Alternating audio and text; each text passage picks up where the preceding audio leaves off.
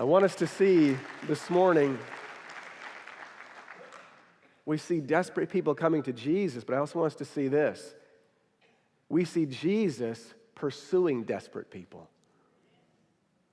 We can't miss that at the beginning of these two stories sandwiched together, that we see Jesus going with Jairus. Jesus went with him.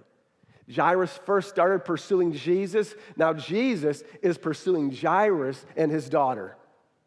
And now when this lady interrupts that whole thing, now we see Jesus looking around, pursuing her. Do you see how beautiful that is? That is God's character, his nature? God, hey, when there's a miracle, there needs to be a meeting, right? God wants to meet with you. You've got to see that God pursues you, that he looks around and he keeps looking around because he's not content with anything else but relationship with you.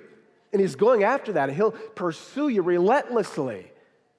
That is God's nature. We see it displayed in the life of his son Jesus. God pursuing you, God pursuing Jairus and his daughter. Now God pursuing this woman, and God pursuing you today. He knows exactly where you're at. He knows what's been rolling around in your head.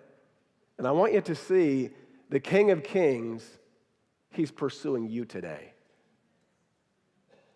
He's not too busy for you. He's not forgotten about you. He pursues you.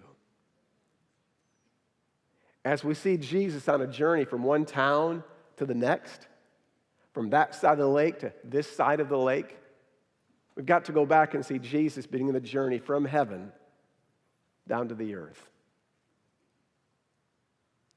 When we get to Mark chapter 8, we see Jesus begin to shift his journey from town to now Jesus heads to Jerusalem. Then he journeys to the cross.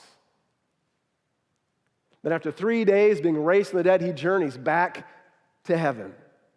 Why did Jesus make this huge journey? Why did he do that? Because he's pursuing you, my friend.